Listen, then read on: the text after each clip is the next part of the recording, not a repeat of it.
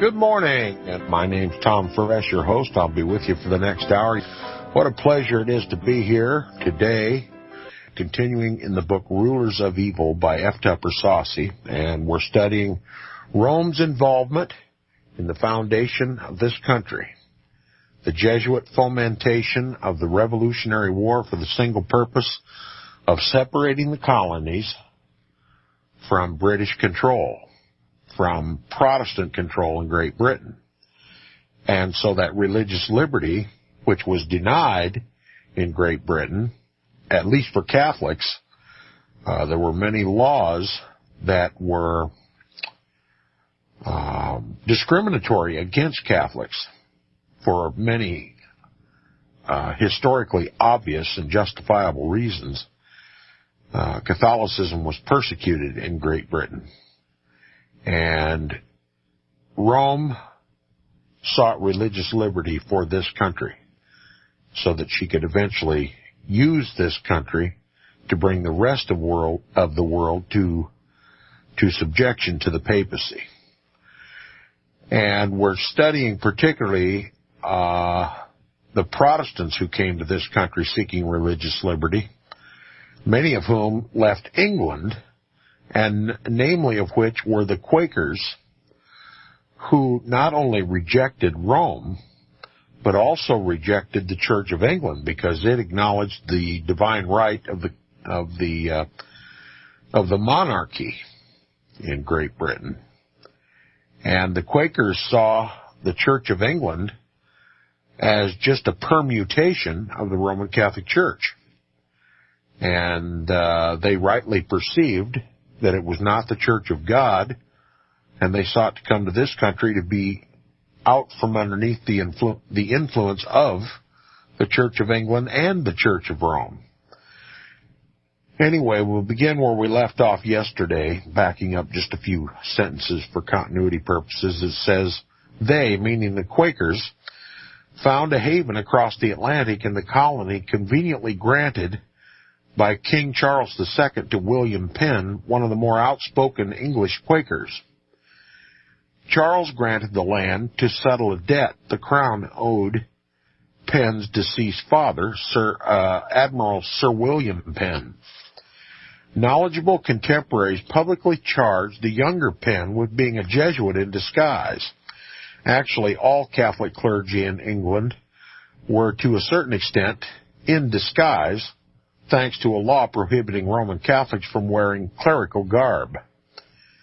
Promulgated with the intent of handicapping popery, the law might as well have been written by Jesuits, as its effect reduced the Jesuit profile to nothing, the level preferred by covert militias. So this law, promulgated in Great Britain, forbidding Roman Catholic hierarchy, priesthoods, clerics to wear clerical garb, simply was no handicap to the Jesuits, who much prefer to be clandestine anyway. And it says, 18th century London was teeming with disguised Jesuit missionaries trained at places like St. Omer's in moral theology, that is, casuistry, equivocation, mental reservation, as well as espionage, cloak and dagger diplomacy, guerrilla tactics, and the manipulation of public opinion. They're masters at manipulation of public opinion. And if you just permit me to elaborate a little bit upon that, this is the justification for my telling my listeners, suggesting to my listeners, strongly suggesting to my listeners that you stop listening to the mainstream media. Because the Jesuits control the media in this country. We're not allowed to know the truth. And the media occupies our minds with trivialities, entertainment, diversions, and get us engaged in debates that are completely separate from the debate that really should be had by those who are knowledgeable of the truth. And in a sense, what we do when we listen to the mainstream media, we subject ourselves voluntarily to their brainwashing. And my listeners, many of them, especially those who've listened for a long time, realize that only alternative sources, alternative to the alternative sources, is where you should be getting your information. And LibertyRadioLive.com is a good source, the one that I recommend, certainly. And I hope you be continued listeners to LibertyRadioLive.com. Now we'll continue with the book. It says, William Penn's higher education began at Cardinal Wolsey's endowment for the furtherance of papal supremacy, Christ Church College at Oxford. Before completing Oxford, Penn was sent by his father to a small university in Saumur, France. Penn left Saumur an accomplished propagandist, less interested in achieving specific biblical objectives, and the author adds in parentheses, he says, much reading is an oppression of the mind, he would later advise his children. Then in establishing illuminated social justice through reason and natural understanding. In other words, when you're receiving a Vatican-style education, certainly the Bible and reason isn't the focus.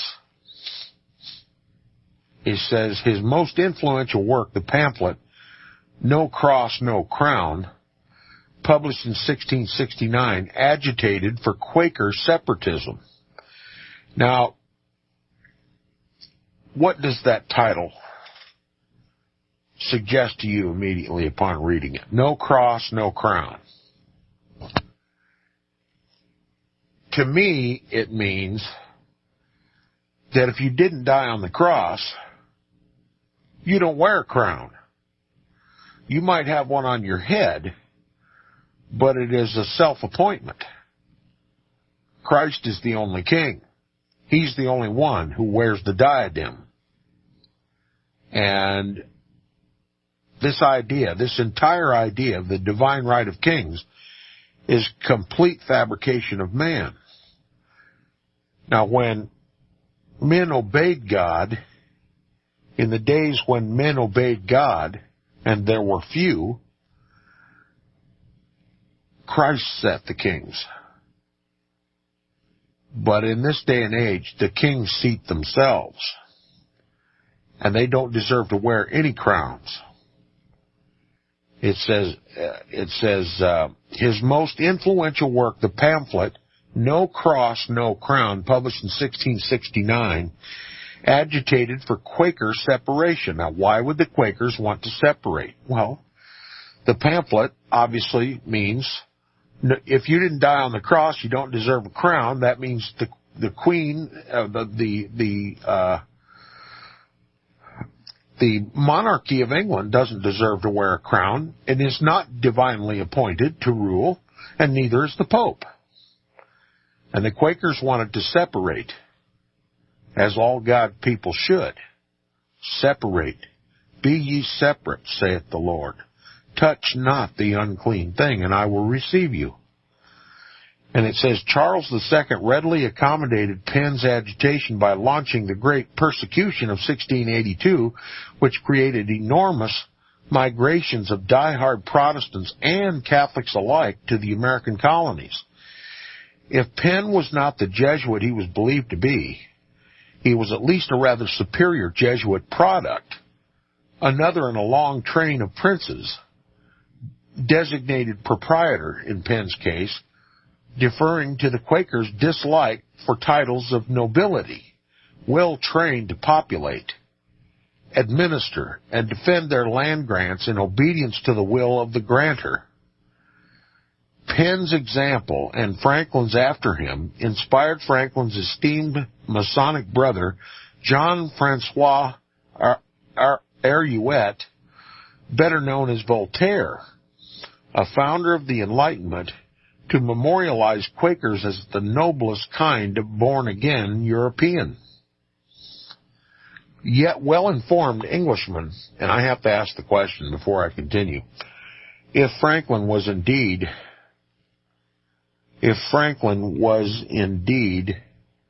a Quaker and sought to serve the Creator and not the creation, the crown, or this self-appointed vicar of Christ, what in the devil was he doing in Freemasonry? But we'll have to explore that at another time. It says, yet well-informed Englishmen saw neither Quaker nor regeneration in Penn's curiously promised friendship with James II, who succeeded Charles II in 1865. What possible league could a Quaker have with a king? Worse, a king converted to Roman Catholicism by Jesuits. Certainly no true Quaker could have written Penn's charter for the city of Philadelphia, which amounted to his gift of that estate to the Church of England. In the charter's preamble, Penn stated, quote, I have, by virtue of the king's letters patent, under the Great Seal of England, erected the said town into a borough, and do, by these presents, erect the said town and borough into a city, unquote. The name city in every case signifies the location of a bishop's see, the seat of his authority, from the Latin word sedis, S-E-D-E-S, and the territory under his supervision. So any city that is called a city, it's called a city for the purpose of acknowledging it as the seat of a bishop's authority. Did you know that? I didn't. And it says no place in England was called a city unless governed by a bishop, as in the see or city of Canterbury, the see or city of New York, the see or city of London, of Bath and Wells, and Bristol, of Salisbury, etc. With the Philadelphia Charter, Penn erected for the persecution. Someday I'll learn to read. Penn erected for the persecuting Church of England's nearly invisible mechanism for recycling the very victims of its persecutions. Indeed, Penn's last will and testament, which became effective with his death in England in 1718 at the age of 74, turned all Pennsylvania into the same mechanism with these words, quote, the government of my province of Pennsylvania and territories thereunto belonging, and all powers relating thereto, I give and devise to the most honorable, the Earl of Oxford, and Earl Mortimer, and their heirs, upon trust, to dispose thereof to the Queen Anne, or to any other person, to the best advantage and profit they can, unquote. With a stroke of Penn's quill, the children of the Quakers who had followed him out of the Church of England were literally given back. To become free of this bondage, the Quakers were obliged to align themselves with the Church of Rome, at least the Black Papacy. This alliance was facilitated by Benjamin Franklin. Remember, he was a Freemason, whose political career was built on defending the Quaker interests against the proprietary heirs, which were the Church of England. Against this common enemy, Franklin and the Quakers united, knowingly or unknowingly, with the divines of the Roman Catholic Church militia, the Jesuit order. Now, while these stones rolled unstoppable toward their objective, remember this is a reference back to The Art of War by Sun Tzu, this rolling stones, in other words, you convert your enemy to a rolling stone so that you can roll him down the hill, you can control him, see? It says, while these stones rolled unstoppable toward their objective, Jesuit General Luigi Centurioni died. Early in May of 1758, the General Congregation arrived at Rome to choose his successor. On the last day of the month, the congregation unanimously elected Lorenzo Ricci, the Society's spiritual father and secretary, and its 18th Black Pope. Lorenzo Ricci, sometimes known as Lawrence Ricci, a professor of philosophy and theology and the classics at the Roman College, was known for his patient, placid nature, his even temper. He inherited an organization in remarkably good shape. The Latin American missions were flourishing. A mission had just been established in Poland. Everywhere the schools and colleges were prospering. In the natural sciences, Jesuits were counted among the world's leading authorities, and they are to this day. A Jesuit education is coveted by the rich and powerful. It's considered to be the best education available in the land. And it says their presence in economic and secular government had never been more imposing. Now, did you catch this? It says their presence in economic and secular government had never been more imposing. See how prominent and powerful and influential and controlling the Jesuits were even at this time? What must their power and influence and control over economics and secular government be today, 225 years later? It says, as the papal nuncio to Vienna stated in a letter to his superior at the Vatican, quote, the Jesuits have the upper hand over everything, even the most prominent ministers of state, and domineer over them if they do not carry out their will, unquote. Imagine the influence they must have in our government today. And back then it is said that they domineer over everything and domineer over the ministers of state, our politicians, if they do not carry out the will of the Jesuits. It says, but the society legendary power could hinder Catholic activity in the Protestant missions. To defeat Great Britain without a battle, Lorenzo Ricci required the abilities and resources of an important Maryland family, the Carrolls. The three Carroll sons, Daniel, John, and their first cousin Charles, all now in their 20s, had been trained in Jesuit warfare at St. Omer's. John was teaching there. Charles was studying law at the Jesuit college Louis le Grand in Paris, about to undertake further studies at London's Inner Temple.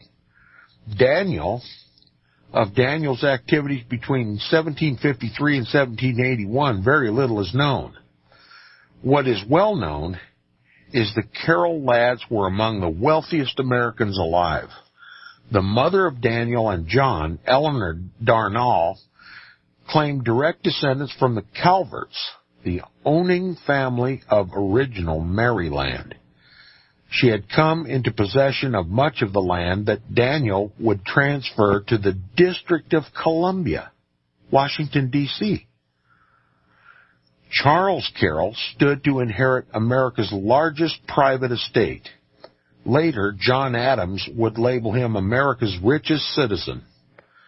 Lorenzo Ricci could not win his war without the overt participation of the Carrolls. But New England was virulently Protestant. What Protestant leader would not stoop to cooperate with devout Roman Catholics schooled in trickery by the all-powerful Jesuits? Would uniting with Jesuits not be laying America's future at the feet of the Bishop of Rome? Would uniting with Jesuits not be laying America's future at the feet of the Bishop of Rome? In this consensus, Lorenzo Ricci was able to discern a valuable negative weapon. If the stones of envy and hatred were given a gentle nudge, their own weight and momentum could spectacularly blast the Society of Jesus to smithereens. With the society out of the way, Roman Catholicism would hang in the wind, defenseless. To a Protestant's perception, the church would no longer be a forceful contender for political power. Sun Tzu advised a ruse known in the lingo of modern covert professionals as blown cover as cover. Listen to what he says, quote, "There will be times when you will lower yourself, and others when you pretend to be afraid. Sometimes you will feign weakness so that your enemies, opening the door to presumption and pride, come to attack you unwisely.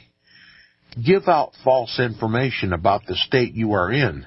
The enemy, believing it to be true, will act in consequence toward his generals and all the officers presently at his service." Unquote.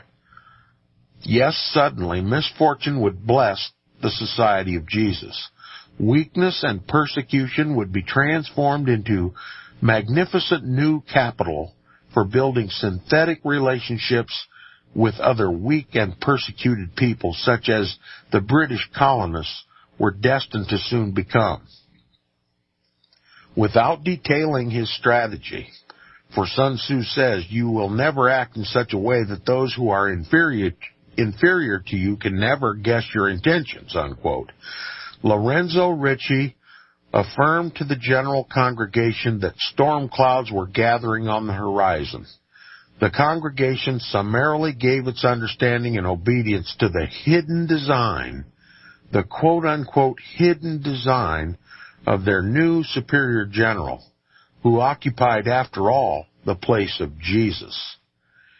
It issued a call for esprit to the brotherhood at large. Quote, "If God, permitting it because of his hidden designs, which we could do nothing else but adore, we are to become the butt of adversity, the Lord will not abandon those who remain attached and united to him, and as long as the society is able to go to him with an open soul and a sincere heart, no other source of strength will be necessary for it."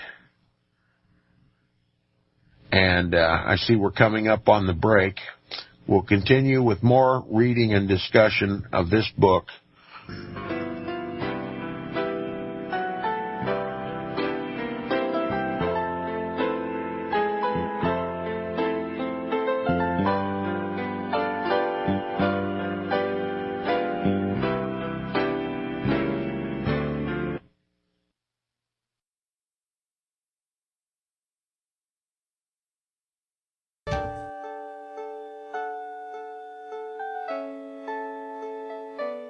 The program you are listening to is 100% sponsored by you, the listener, on this First Amendment Rights Media channel. You will notice that there are few commercials on this radio network. There's a good reason for that. Corporate advertising dollars come with strings that limit program content. So without your help, these programs cannot continue on internet or our several affiliates. If you benefit by the educational law programs, we ask you to give. If you are admonished or nurtured by the Bible and ministry programs, we ask you to give. If some voice a cause that you are passionate about, we ask you to give. If you believe in any of these, we ask you to support them as you would a missionary on a continual basis, as if giving a tithe for missionary radio. These programs are not commercially viable and must be supported by those faithful to the cause of truth. Look for the button to sponsor your favorite programs at our listen and schedule pages on the internet. Then, when you subscribe, we will send you the last quarterly MP3 CD of that program immediately, and continue to do so with each new quarter. We will also give you unlimited archive access to all of our programs. We're asking you to give much less than a tithe, so that you may also send support directly to a particular program host, cause, and anywhere else the Spirit may lead you. Do all to the glory of our God and Creator, for His holy nation, the only kingdom that will last forever. Thank you for listening.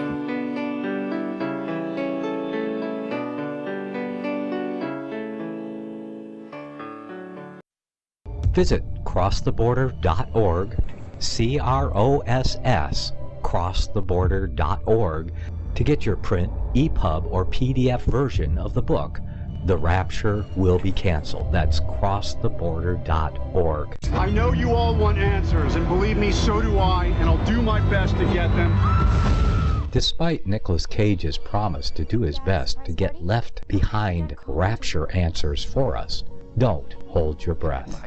Not everyone believes Left Behind is true prophecy. Some may even regard as conspiratorial the mainstream re-release of the Left Behind movie with actor Nicolas Cage portraying the main character as an attempt to further reinforce in the minds of all this perception of false prophecy in order to condition the masses for the play about to begin. If you want true Bible prophecy answers, get the book, The Rapture Will Be Canceled. The author exposes the Latin rapture origin, the 7-year tribulation deception, true Bible revelation of Daniel's 70 weeks, the abomination of desolation, the restrainer, America in the Revelation, the image of the beast and the mark of the beast, and the truth about God's chosen people, and so much more about Bible prophecy. This book will shatter the Left Behind paradigm of future events. Get the book, The Rapture Will Be Canceled.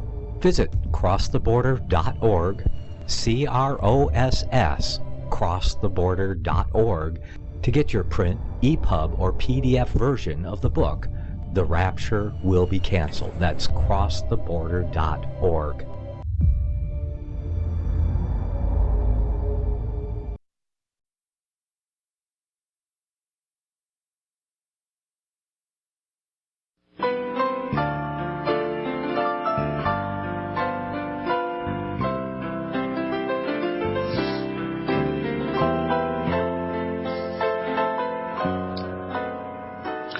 Okay, welcome back to the second half hour of Inquisition Update. My name's Tom Fresh, your host. Inquisition Update is heard Monday through Friday at 10 a.m. Central, 11 Eastern. Now, what I'd hoped to have a chance to explain before the break was that in the creation of this country of ours, if Rome was going to have a major influence, which it did, in order to stave off Protestant awareness of that, Rome had to appear by all outward appearances to be weak. There were many opportunities for Protestants to become aware of Rome's fomentation of the revolution away from Protestant Great Britain. There were Roman Catholics, Jesuit-trained Roman Catholics, that were powerful and wealthy people and intimately involved with all of the efforts to separate us not only from Great Britain, but to unite us with the Roman Catholic Church. They were the ones who donated the land to Washington, D.C. And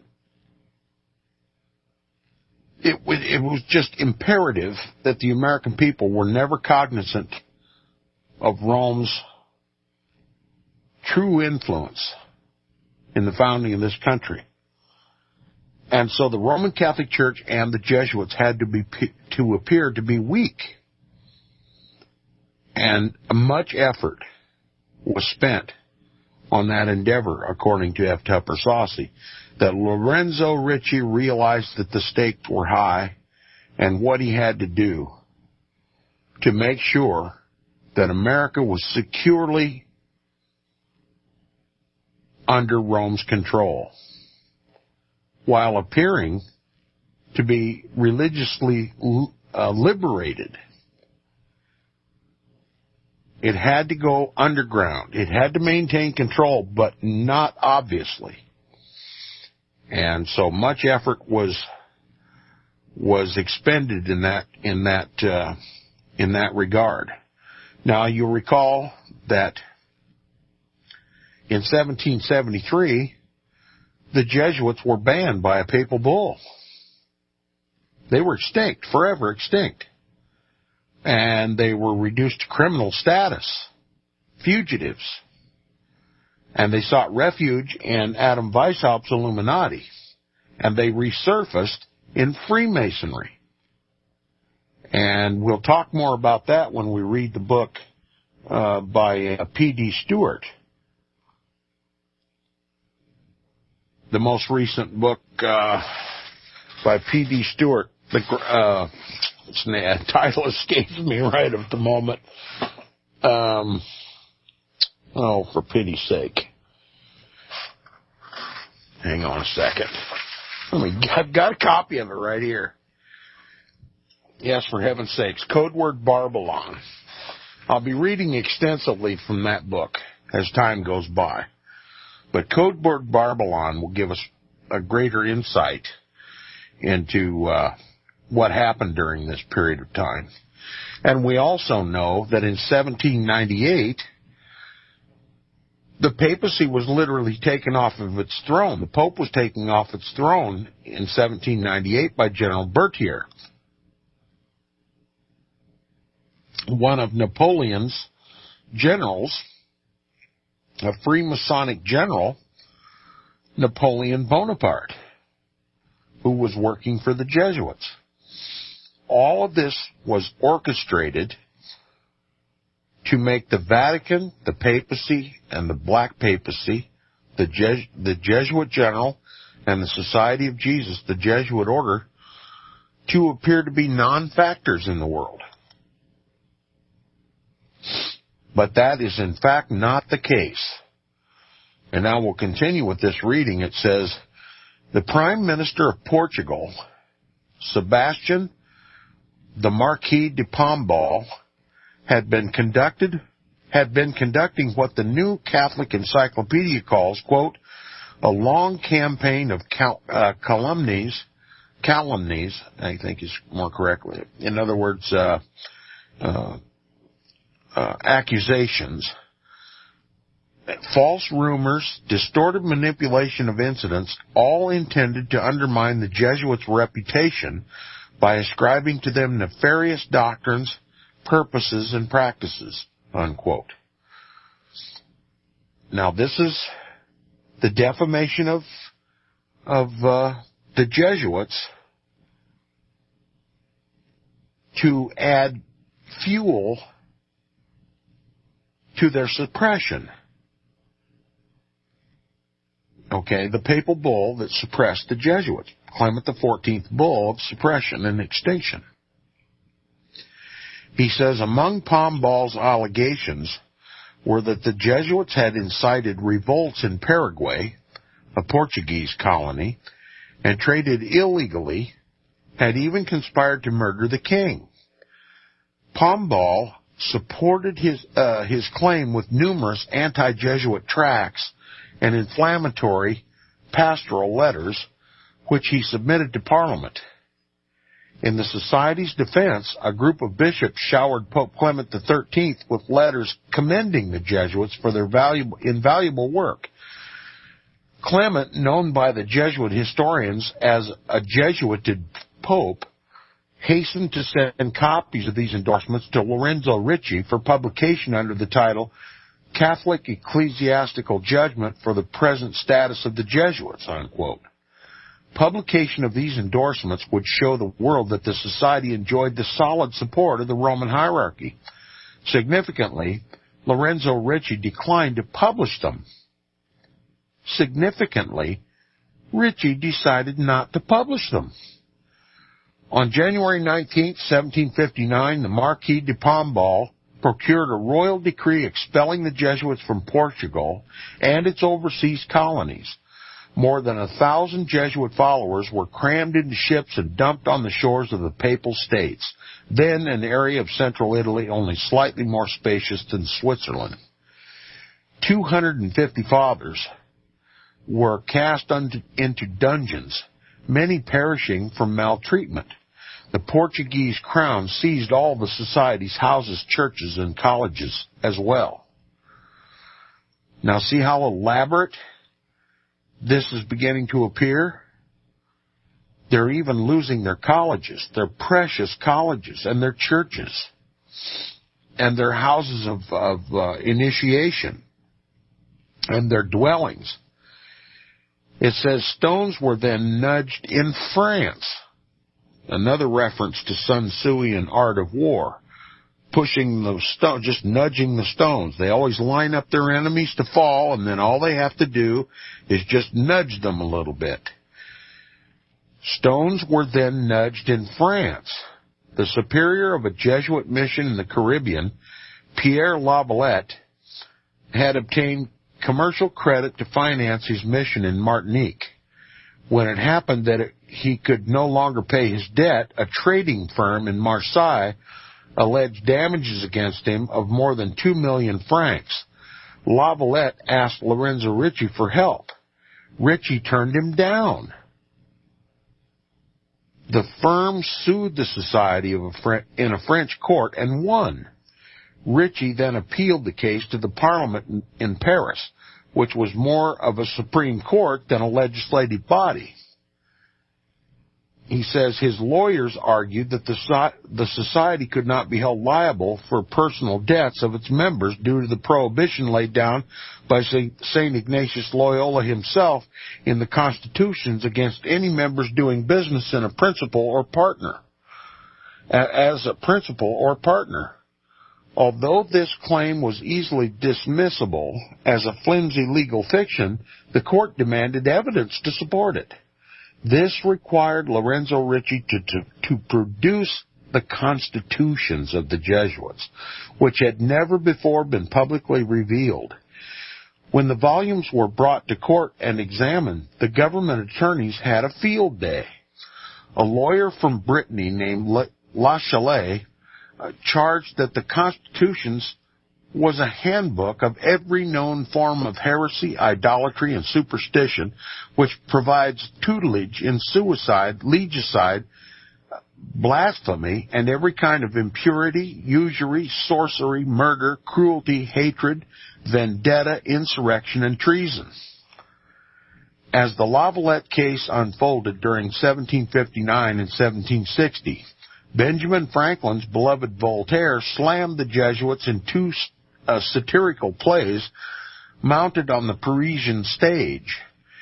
Educated in the humanities and theatrical arts by Jesuits at the College of Louis de Grand, Voltaire served the society and the Catholic Church with distinction by becoming their chief critic and debunker, much in the way Will Rogers served Franklin Roosevelt's administration by lampooning New Deal politicians, or in the way Keystone Cops tickled an America being transformed into a police state. Audiences at Candide howled at Jesuit buffoons strutting about self-importantly drilling their Paraguayan Indian troops. In the account of the sickness, confession, death, and apparition of the Jesuit Berthier, the editor of a Jesuit literary review who dies of sheer boredom challenges the notion that the society is even worthy of existence. With his predecessor, Blaise Pascal, whose provincial letters had alerted earlier generations to the egomania of high Jesuitry, Voltaire provided a spirit of ridicule which gave Jesuit bashing the feel of a good sport. Lorenzo Ricci's handling of the Lavalette case resulted in a resolution passed by Parliament on August 6, 1762, condemning the Jesuits as endangering the Christian faith, disturbing the peace of the Church, and in general building up far less than they destroy. The resolution continued, quote, "The Society of Jesus by its own nature is inadmissible in any properly ordered state as contrary to natural law, attacking all temporal and spiritual authority, and tending to introduce into church and state, under the specious veil of a religious institute, not an order truly aspiring towards evangelical perfection, but rather a political organization whose essence consists in a continual activity by all sorts of ways, direct and indirect, secret and public, to gain absolute independence, and then the usurpation of all authority. They outrage the laws of nature, and as enemies of the laws of France should be irrevocably expelled, unquote. So the Jesuits were, had a pretty bad reputation. And this is all working for the benefit of the Jesuits' clandestine efforts in gaining control of this country. Who would suspect the Jesuits when they were in so much trouble in Europe, when they were apparently losing their support of the papacy, when they were condemned by all the Catholic nations in Europe? Who would suspect that they would have any influence in a predominantly Protestant nation an entire ocean away?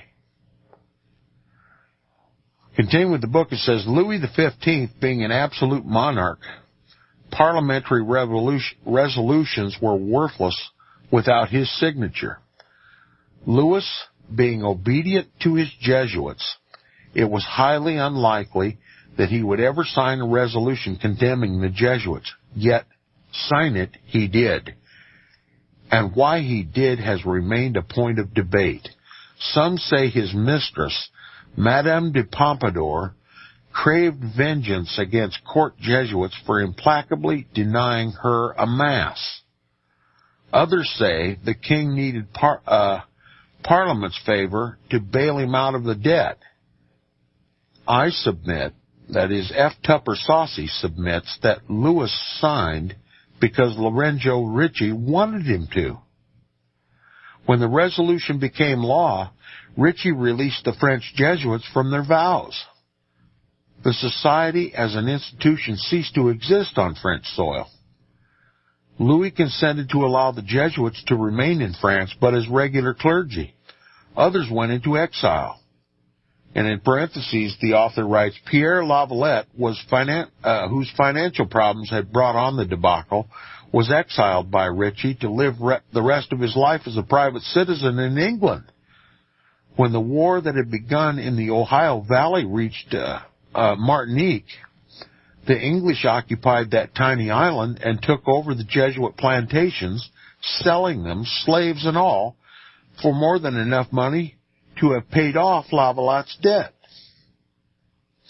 In the midst of their decomposing glory, the Jesuits received from Clement XIII an awesome gift designed to make welcome the most humiliating of circumstances. This was the Mass and Office of the Sacred Heart, with its icon of a realistically bloody heart plucked from Christ's ribcage and ignited by an eternal flame. Based on visions resulting from the spiritual exercises made by St. Marguerite Marie Alacoque in 1647 to 1690, as promoted by her Jesuit spiritual director, Claude de Colombière, Sacred Heart is a Gnostic Jesuit production centered on the Savior's perfect humanity. By devotion to my heart, Jesus supposedly revealed to Alacoque, tepid souls shall grow fervent, and fervent souls shall quickly mount to high perfection, unquote. Sacred Heart summons true believers to pay a debt of reparation for the world's sins. The debt is payable only by prayers, penances, masses, and, significantly for this epoch in the society's history, social action. Boy, I've got to make a comment. Social action. What does that mean? Politics, political warfare, and if necessary, armed combat. And that's what the quote-unquote Sacred Heart of Jesus, another abomination of Rome, the Sacred Heart of Jesus demands. Penance. And the way to achieve penance in the Roman Catholic Church is to kill heretics or to do other heroic works for the Vatican. That's what the Marian apparitions are going to demand. That's what they're predicting they call the Great Chastisement. And that Roman Catholics are going to have to swing into action to carry the sword for the Pope. And that is part of the motivation for this great extirpation of heretics that's going to take place in this country, to make reparations for Mary. They've lived too long at peace with Protestants and heretics in this country. And they've been too liberal in their Catholicism, and now they must return to the true faith of Roman Catholicism, which is established by the Council of Trent, and the 125 anathemas against Protestantism. And to return to the dark days of the Inquisition, when it was a meritorious work, an act of divine grace, to kill a heretic. And that's where we're headed. And he continues, the last sentence in this paragraph says, John Carroll, so indispensably for the outworking of the American Revolution, was profoundly devoted to Sacred Heart. He was engaged in social action. He was engaged in politics in this country. He was very instrumental and deeply involved in the establishment of this country. This Jesuit-trained emissary of Rome, John Carroll, and all the Carroll family. Now we're going to continue. He said, Louis XV was the effective head of the family compact, the quote-unquote family compact, an agreement between reigning Bourbon monarchs to present a united front before the rest of the world on, quote, important measures, unquote. Once he had dissolved the Jesuits in France, he advised other Bourbons to do likewise, although he could not name anything to be gained politically, economically, or financially by the society's dissolution. The issue, quote, still remains puzzling and problematic, unquote, says Professor Malachi Martin, unless considered, I submit, in light of Sun Tzuian ruse. A Sun Tzuian ruse, which I will restate, paraphrasing, sometimes it's advantageous to appear to be dead to your enemy so that he'll no longer consider you a threat. When it's necessary, when it's advisable, when it's profitable to disengage from battle, that's what a Sun Tzuian warrior should do. And that's what the Jesuits were doing. They were in full retreat. They were being systematically destroyed for all intents and purposes to destroy any possibility that anyone might suspect their hand in the formation of the American government and the United States of America. It says, and why would they go to this much trouble? Because that's just how important it was for them to get control of this country and not to let it be known by anyone, especially not the American people, especially not the Protestants in this country.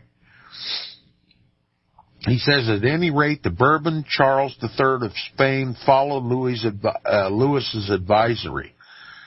Charles convened a special commission to prepare a master plan for ousting the Jesuits. No one could produce any hard evidence against the society, but there were plenty of rumors. A mob that had risen up to protest a law Charles had passed forbidding the wearing of wide sombreros was said to have been fomented by Jesuits. Now remember, in Spain, the Jesuits wore a wide-brimmed black hat. It says a rumor swept across Spain that the Jesuits were nursing a plot to assassinate Charles. The Jesuits supposedly had proof that the king was technically a bastard and should be deposed. None of these rumors were ever substantiated. Moreover, General Ritchie ordered the Jesuits to do nothing to dispel them. Now, that's quite contrary to anyone who wanted to survive as an order of the Roman Catholic Church.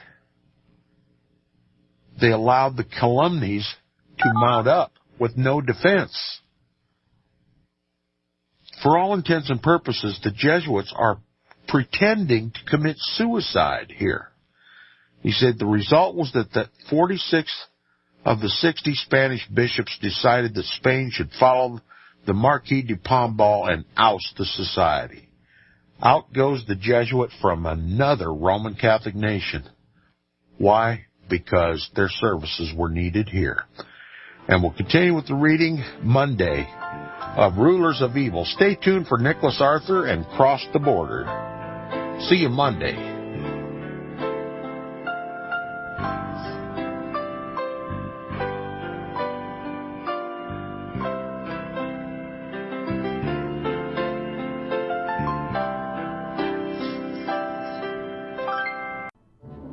The book of Revelation says, the spirit of prophecy is the testimony of Jesus Christ. This is at the very heart of FirstAmendmentRadio.com. In that spirit, we have created the Prophecy Reality News app for all of your mobile devices, streaming First Amendment Radio 24 hours a day, 7 days a week. Available for your Apple, Android device, and smartphone, absolutely free. Get the Prophecy Reality News app installed today so you can listen to First Amendment Radio wherever you are. The Prophecy Reality News app. Get it now. Since the beginning of time, kings have sought it, nations have fought for it. It has been traded, it has been borrowed, it has been purchased, it has been stolen. There's a reason for it. To secure the blessings of liberty to ourselves and to our posterity. Invest with the security of gold and silver. Call Discount Gold and Silver Trading at 1-800-375-4188 or visit discountgoldandsilvertrading.net. Listen to Financial Survival with your host Melody Cedarstrom right here on FirstAmendmentRadio.com at 4 p.m. Eastern or 1 p.m. Pacific Time. Visit discountgoldandsilvertrading.net or call Discount Gold and Silver Trading at 1-800-375-4188. Toll free 1-800-375-4188.